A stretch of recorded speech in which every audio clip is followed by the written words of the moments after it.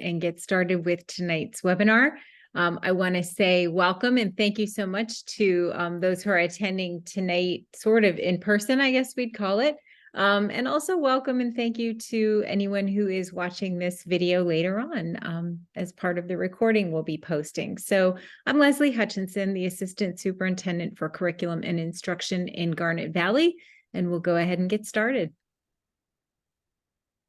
Just a couple of housekeeping items before we get going. The webinar is being recorded, as I mentioned, and we will be posting it on our district web page. And we'll also be hanging on to any information in the chat or Q&A. We do ask that you use the Q&A feature instead of the chat to ask questions. We are going to be monitoring that Q&A as we're going along, and so we will do our best to kind of respond to questions in the moment as we go. There'll also be some opportunity at the end for any questions anyone might have. And the purpose of the webinar is to just give some information and updates about curriculum and technology as they pertain to student learning and parent support. We always like to share a little bit of the guiding principles so that folks have an understanding of where we're coming from as a team and what our areas of focus are. Student learning is always first for us. It's our primary purpose, and we need to make sure our students are growing and progressing academically. We also foster a safe and caring learning environment for all students because we know that students who don't feel safe and cared for are not going to learn as well as they could. And finally, we make the best possible use of our available resources so that we grow each and every one of our learners. On this slide, you can see our team, although it wants to keep switching for some fun reason. More importantly on this slide also is our contact information, I think. So you can see my email address there. Dr. Sam Ormando, our Director of Technology, isn't with us tonight, but he's a really integral part of the team as well. And then you'll be meeting the other three folks on this slide in just a little while. Kyle Brunn is our Supervisor of Math and Science. Chris Lefebvre is our Supervisor of Literacy and Humanities. And Julie Devine is our Supervisor of Digital and Online Learning. You are welcome to reach out to any of us at any time when you have questions or thoughts that you want to share. And we'll leave this up for another second so you have our email information. And remember, this will be posted and our emails on the website as well. So we're easy to find. And our agenda tonight, we have a little bit of information to share about federal programs and how that might impact professional development and learning. And then we'll dive into some updates about literacy and math and technology. And we'll also include some information for parents so that you can know how you can support your children's learning at home.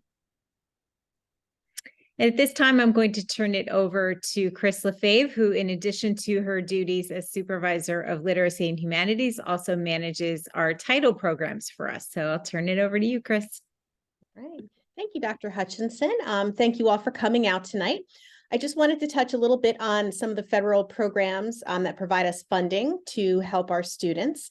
I'll go over what each one is and how we use it. So we'll start with Title I. This was initially implemented nationwide to help low-income students reach their full academic potential. So once we apply for this, we follow the data in our district, and we've decided to implement a school-wide program in Garnet Valley Elementary School, focusing on math achievement. And the way we support our students with the funding is we provide a supplemental math specialist who works with all of the students in that building. Another element to our Title I is our family engagement policy on the next slide.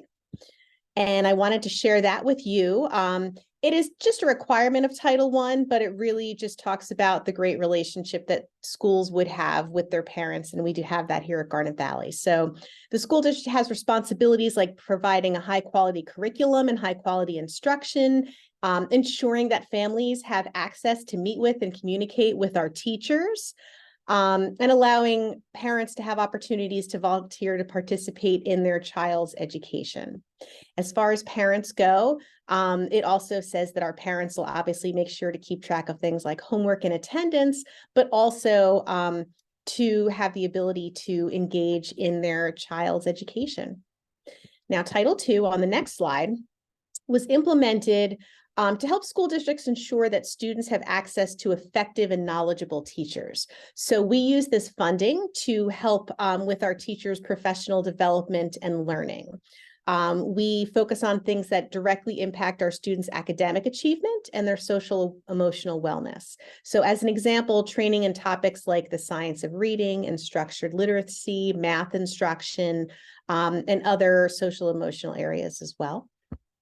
And last but not least, we have Title IV. And this was created to ensure that students have access to a well-rounded education. So in the past, many times school districts would put a lot of their focus on some of the big topics like reading and things like that. And so this program was developed to make sure that schools would also provide students with opportunities in areas like STEAM and art and music and technology. So we use this also for professional development with our teachers. And this year we're focusing on the STEAM area, specifically in the mathematics area of STEAM, to help grow our teachers in ways that will improve their instruction and improve our students' learning. Now, more excitedly, I'm ready to talk to you about literacy developments in the district. So first, I wanted to share with you what we believe about fostering a literacy community in Garnet Valley. We believe we should learn together as a community of readers and writers. We want to engage in personalized learning. So we like to offer opportunities for our students to have choice sometimes with their reading and the topics that they write about. We encourage our students to take risk and embrace productive struggle as an opportunity for growth. So we don't want them to shy away from something that's a little challenging when it comes to reading and writing. And we want to recognize that the process of learning is just as important as the outcome of learning. So it's not just passing tests and getting a good grade on an essay. The learning from writing and the learning to enjoy reading is also important to us as well. And in middle school, all of our students have a 55-minute English language arts class every day to develop their reading and writing skills, as well as their overall communication skills like listening and speaking as well, are part of our standards. And I wanted to talk to you about some of the updates that are coming up on the next slide. So our English language arts department in the middle school is currently focusing on helping students to target their analytical skills with regard to both reading and writing. So we want them to be able to be critical thinkers when they read, and we want them to be able to think about their analysis and their critical thinking in a well-written essay or in discussions and things like that. So that is one of the priorities right now at the ELA department in the middle school. And in addition to that, in the middle school right now, we are beginning some curriculum revisions. And our goal is to optimize our current literacy instruction and curriculum by embedding more explicit instruction of things like text structures, sentence structures, vocabulary, grammar, and punctuation. Research and evidence has shown that making sure to provide that explicit instructions really helps students to further their reading and writing skills. And when it comes to instruction, we also want to make sure that we're using effective and research-based methods to teach those skills to our students. And so with that, we also want to provide professional development. And so that is another priority this year, is continuing to grow our own teachers' learning in how to teach our students all of these skills so that they can learn them in the best way possible. I'm going to turn it over now to let you know about how we can support your students at home. If you want to engage them in discussions about the books they're reading, that's an excellent way to get them excited about what they're reading. And it's also good for you to understand what types of books they're choosing and reading. We also encourage you to model your own good reading habits for your child, because when they see adults reading, they realize it's not just a skill that their English teacher asks them to do. And we also encourage you to encourage your child to explore new genres. Sometimes in middle school and high school, students kind of find one little niche that they like and stick to it, but their reading ability and their vocabulary really grows if they get a chance to explore a genre that they haven't spent as much time in. So at this time, I'm going to give it to Mr. Kyle Brunn, who's going to talk about some updates in our math programming. Hello, everyone, and thank you so much for joining us tonight. We're so excited to be sharing some of this work with you. Again, I'm Kyle Brunn. I'm the supervisor of math and science for the district. You're going to notice some of the beliefs that we have about fostering our mathematicians and our community mathematicians are similar to ELA. We really do believe that our students learn best when they learn together and when they engage in personalized learning. We want to challenge our students and realize that that struggle is an opportunity for growth. And especially in math, we have to recognize that the process of learning and making sense of mathematical problems is just as important as the outcome of learning. With that, I'm excited to talk to you about our core mathematics research at the middle school level. We use illustrative mathematics as our core resource in 6th, 7th, 8th grade level, as well as the 6th grade accelerated and 7th grade accelerated math class. Now, some of you may be wondering, once your student reaches the algebra level, then they use the programming that we use at the high school, because those are high school level classes and beyond. Illustrative mathematics is a great curriculum, and just to show you that, you know, it's been independently rated, it is very, very strong in all the areas that we look for when we evaluate curriculum. So Ed Reports is an independent company, kind of like Consumer Reports for curriculum. And when they did their rating, you can see 6th, 7th, and 8th grade, not just the focus and coherence, but that rigor and mathematical practices, asking students to engage in deep level problem solving, communicate their answers. It's rated very high across the board. So what does it mean when we talk about mathematical practices? Because that's something that is very important to us at Garnet Valley. It means not only do our students have to show competency and be able to solve math problems and use procedural knowledge to get an answer, but they also have to be able to demonstrate how they make sense of problems, reason abstractly. You're going to see our middle school students use actual materials to model the mathematics and use appropriate strategies outside of the typical situation that you would use them. But with that, we also do attend to precision and make sure we evaluate other people's reasoning and look for what makes good mathematical sense and what does not. So these are the practices that we embrace in our mathematics classroom. Now, many of us ask, or they've heard of, you know, is this that new math? No, it's not. We still value the procedural learning. We still value the same standards and the same concepts. What we're really doing is taking a step back, and we're asking our students to do a lot of the thinking, where the teachers are going to facilitate collaboration, and we're going to ask our students to make those connections between math concepts and be able to talk about them and explain them. So this is really our goal and our ideas for how best to provide math instruction. Now, for many of us, that leads to the question, well, what does this mean? How does it look different? So you may remember that this is very similar to the math classroom that I sat in when I was younger. The desks are in rows, the teacher's up there going through a lesson, and very typically what you would experience is the teacher would have students show practice problems that they were assigned for homework. The teacher would then demonstrate a new strategy or new problem. They would do a couple practice as a class, and then the students would go off and do more and more practice.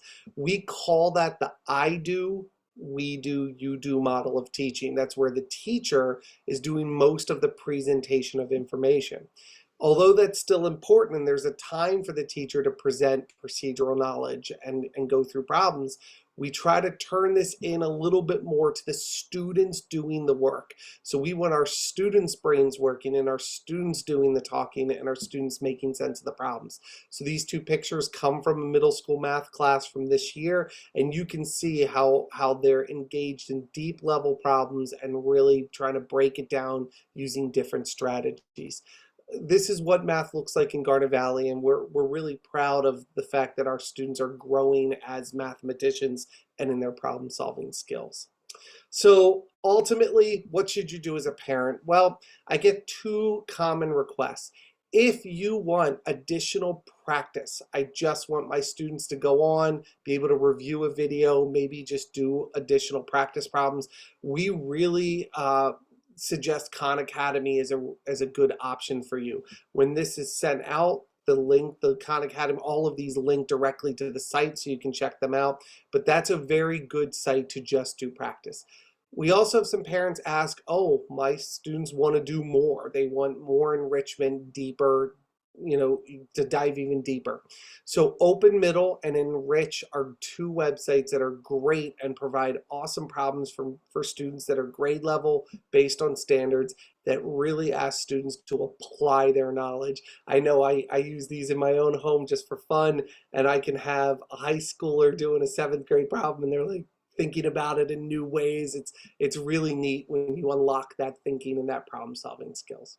So just some ways you can support at home. And with that, I'm going to turn it over to Miss Julie Devine, who's going to talk about some of the technology and some supports you have at home through technology. Julie. Good evening. Thanks for joining us. Tonight you've heard about literacy and math updates, and I want to provide you some updates or reminders about technology systems that support student learning. First, you'll see ALMA. ALMA is where you're going to find email information, demographic information, your parent contact information, your child's student ID, which is also their lunch number, your child's schedule for when they're at school, grades, and report cards. So those are all important things that you'll find in our student information system, also known as our SIS.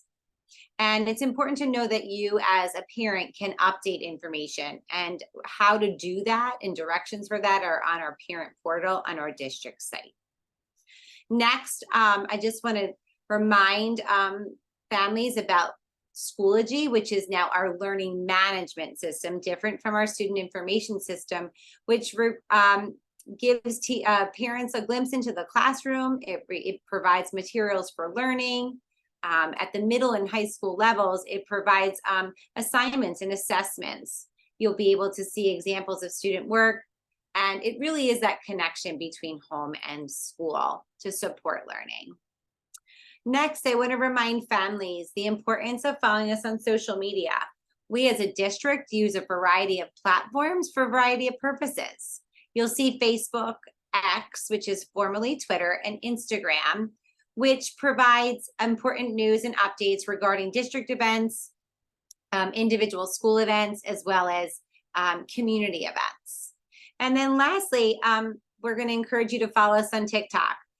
We are now creating and developing and designing short, quick videos on how you can support your child, both academically, socially, and emotionally. And you'll see the handle at Garnet Valley SD.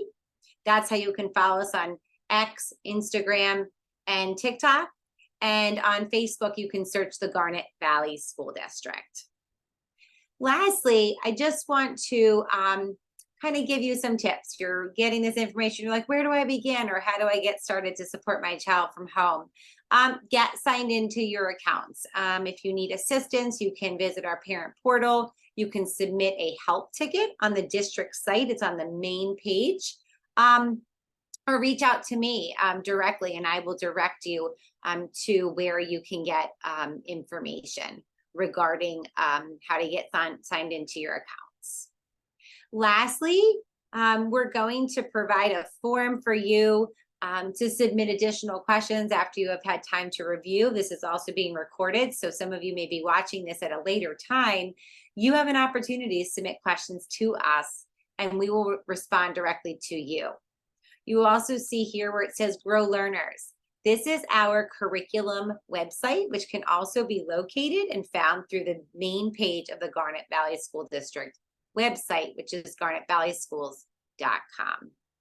At this time, I'm going to turn it over to Dr. Hutchinson in case we have any questions and answers. I don't see any at this time, Dr. Hutchinson, in the Q&A, but we'll wait some time. I agree. I don't see any yet. And